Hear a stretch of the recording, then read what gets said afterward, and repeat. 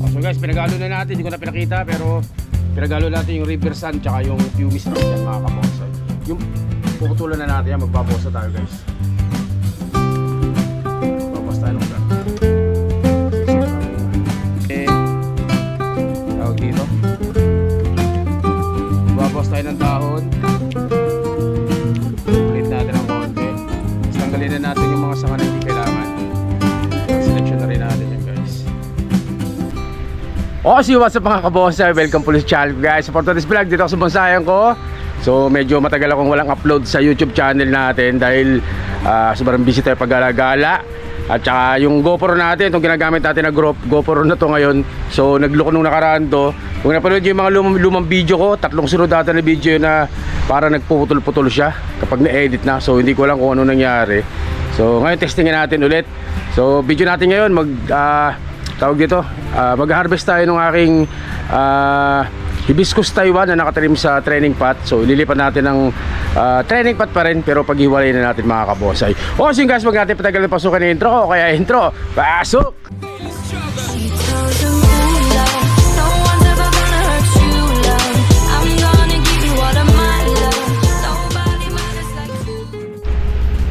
At ayun na nga guys, yan. So kita nyo yung bonsai ko ngayon. So ang dami na tayong nabenta dito, pero diba, napakagulo pa rin, napakarami pa rin tira dito materyales. So doon sa iba, sa mga tropa nating malapit dito na gustong pumasyal dito, napakarami po materyales pa dito sa bonsayan ko. So pwede rin yung mabili. Yan, pasyal lang kayo dito guys. So ito guys, yung sinasabi ko sa inyo na hibiscus Taiwan natin. Ito, ayusin natin ito. So wala tayong cameraman, kaya solo na naman natin ngayon. So ito yung hibiscus Taiwan natin. So nandito sa ilalim ng mangga, kaya hindi masyadong naarawan to guys. Konting kwento lang. So itong hibiscus Taiwan na to ano po ito galing sa sangalang cuttings to, pero minarkot natin to. So tinanim natin dito sa malaki mineral to. Bali 4 ito, 2 lang ang nabuhay. So ito ba itsura niya. So gagawin natin, paghiwalay natin to. 2 piraso yan, paghiwalay natin guys. Tingnan natin kung matatanggal natin. Hindi naman masyadong masela ng hibiscus Taiwan. Ito yung ugat nya. Kung gaano kalago. So 2 piraso yan. 2 piraso hibiscus Taiwan to guys. So gagamitin pa din natin yung river sand na yan. Kaya kung gaano kahaba yung ugat nya. Kaya 2 piraso guys, 2 piraso na hibiscus Taiwan. So dali natin dun. So from cuttings po yan mga kabonsay. So cuttings, pero minarkot natin to. Mamaya papakita ko sa inyo kung paano natin nagawa to, kung paano natin to nalagyan ng sayaw mga kabonsay. So tsaka muna papakita ko sa inyo yung paglalagyan natin. At ito nga guys, yan. So ito po yung sinasabi ko sa inyo na from cuttings natin, pero minarkot natin ito mga kabonsay. Pero ano ang hibiscus po nabubuhay kahit po itusok lang yan. Pero ako medyo matyaga-tyaga naman tayo magmarkot, so minarkot natin yan. Tapos mamaya ipapakita ko sa inyo kung paano natin ito lalagyan ng sayaw. Kita nyo may tsura. Maliit pa lang, pero formado na po yan mga kabonsay. Kita nyo itong isa na to. So ganoon din formado na rin kahit maliit pa. Kumbaga nakabend na yan mga kabonsay. So ang gagawin natin, kagaya nga nung sinabi ko sa inyo kanina, ilatanim natin dito, paghiwalay na natin siya para mapabilis natin lumaki. Tigisa sila ng training pot. So training pot natin, itong pintura na to. So itatanim lang natin yan guys. So simple vlog lang po ito mga kabonsay. Tatanim lang natin to. Pero kita nyo naman napakagad na hibiscus Taiwan natin yan. Formado na. So tanim natin to guys. At ayun na nga guys. So ito na yung alaman natin So dito natin tatanim sa training pot nya na cement, lagay ng pintura. So gamit natin dito pang ilalim yung pumice na malalaki. Yan. Pumice rock, yung pinagbistayan yan, mga pinabistayan. Pwede rin yung river sand na lang kung may medyo mas malalaking river sand, pwede rin yun. Tapos gagamitin natin medium sa kanya, river sand at saka pumice. So ayan, paghaluin lang natin yan mga kabonsay. Paghaluin natin yung river sand tsaka yung pumice, saka natin yun ang gagamitin natin sa kanya guys. So guys, pinaghalo na natin, hindi ko na pinakita pero pinaghalo natin yung river sand tsaka yung pumice rock dyan mga kabonsay. Yung pumice rock, yun yung pinagbista yan sa mga construction. Okay. So ito na yung ating materyales. Gagawin natin, sobrang lago na ugat. Puputulan na natin yan, magbabawas na tayo guys. Magbabawas tayo ng ugat kasi sobrang lago. So, okay, mag-alala, ang viscous po ay hindi masyadong maselan, kaya okay lang yan na putulan ng sanga, ng ugat. Putulan ba ng sanga? Sinabi ko. So putulan po ng ugat mga kabosay. Okay, natanggal natin ang lago. So ito na yung itsura nya. At syempre dahil na-stress tong halaman natin, tawag dito, buwabawas tayo ng dahon, depolate natin ng konti, tapos tanggalin na natin yung mga sanga na hindi kailangan. Drone selection na rin natin yan guys.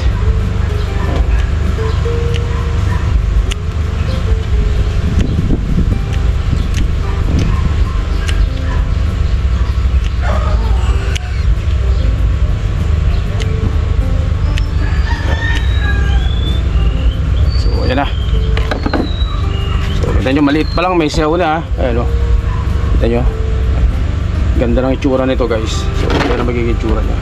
So tanim na natin, lagyan na natin ng buhangin to.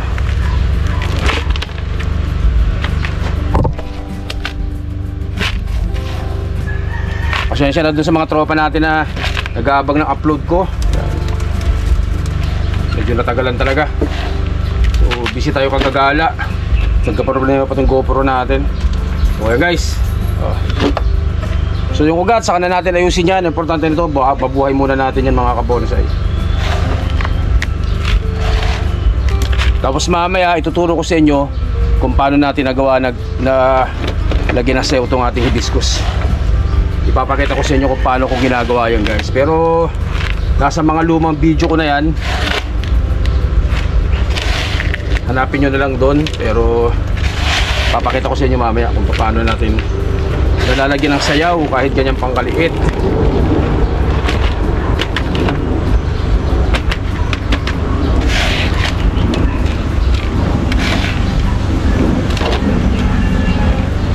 So, kita nyo, maliit pa lang, formado na. Ayan, viscous Taiwan yan. So bubuhayin muna natin to, tapos pwede na nating i-bend yan o i-wire yan mga kabosay.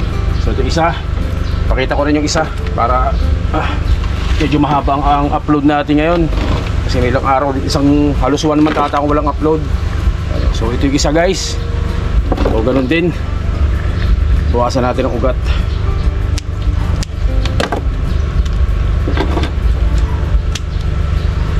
Bawasan natin ang ugat yan.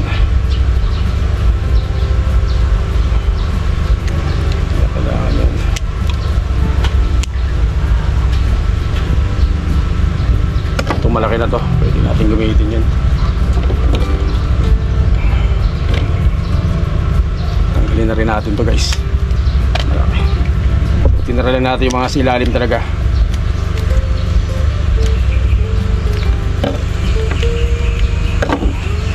Dami rin natanggal dito sa sarado. Daming ugat.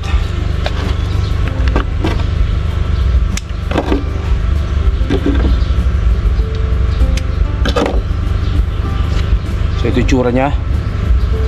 Tanggalin na rin natin ang selection na rin natin to.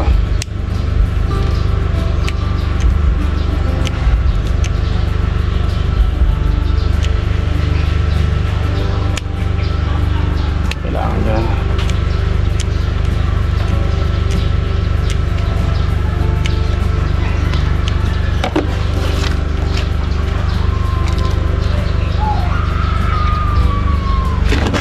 Ganun din. Tanim din natin.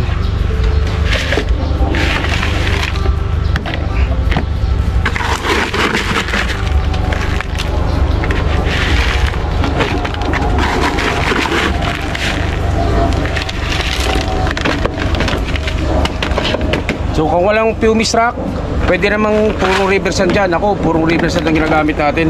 Pero nagkataon lang na marami tayong pumice rack ngayon, kaya ginamit na rin natin. Pero kung wala, okay lang yan guys. Kahit hindi pumice, kahit purong reversan, pwede. Ay pag-alala. So, tanim na natin ito.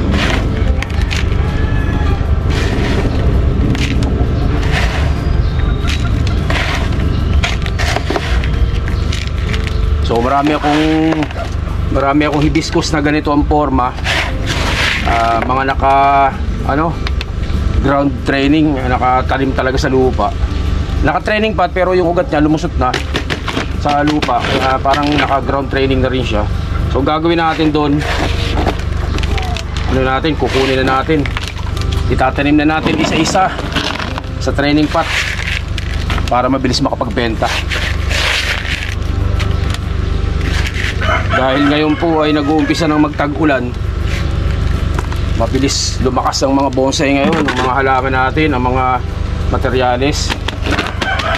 Kaya tatanggalin na natin sa training na sa ground. Lalagyan na natin sa mga training pat na ganito isa-isa, mga kabonsai. So ayan yung dalawa natin, dalawang piraso natin na hibiscus Taiwan. So sunod nito, diligan natin, tapos syempre ang tawag dito, sa lilim lang muna ilagay. Pero dahil umuulan ngayon, pwede naman paulanan nyo. Pero kapag maaraw, sa lilim lang. Pero sa lilim ko lang muna ilalagay ito, didiligan na lang natin guys. So papakita ko naman sa inyo kung paano ko ginagawa yung ganitong forma ng hibiscus Taiwan. Kahit malilit pa, may sayaw na mga kabonsai. Yan.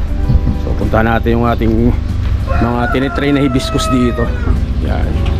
Yeah. So ito guys, so ganito ako mag-train ng hibiscus. So ito po yung experience ko, kaya sineshare ko sa inyo.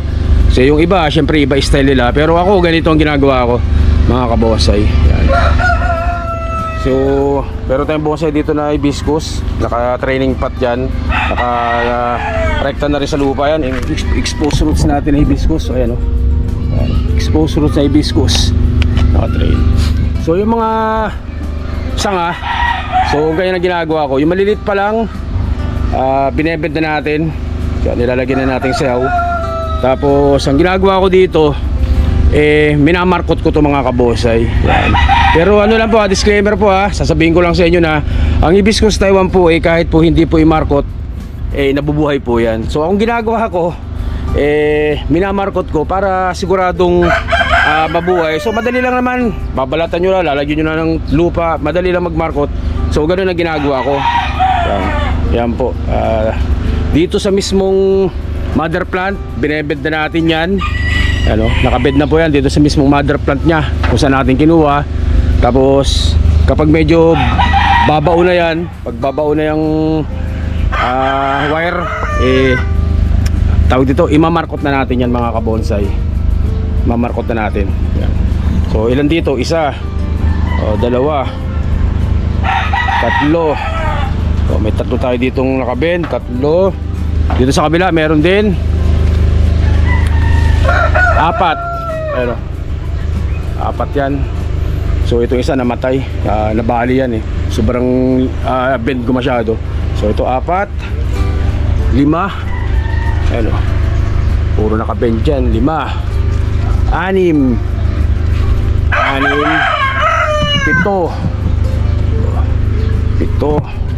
Meron pa dito sa baba, 8, 9.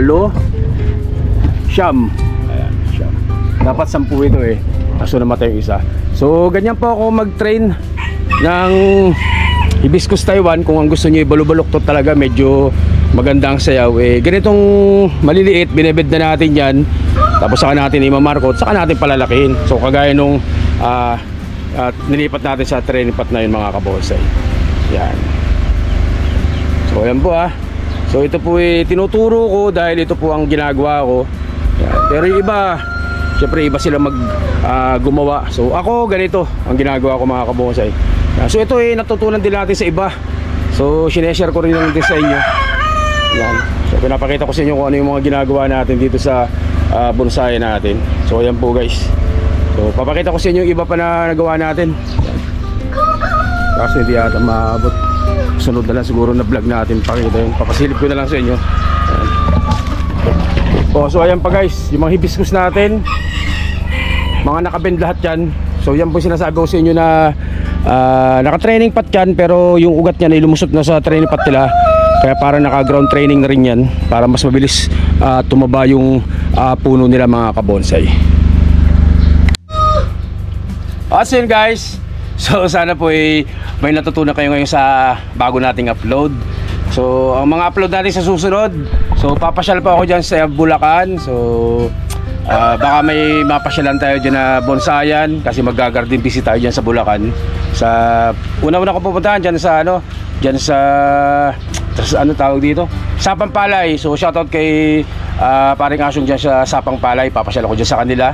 Tapos baka meron tayong mapasyalan na mga tropa natin na bonsayan dyan. So mag-garden visit tayo dyan sa Bulacan mga kabonsai. Yan. So guys, sana may natutunan kayo dito sa vlog natin na to kahit pa paano. So simpleng vlog lang po ito.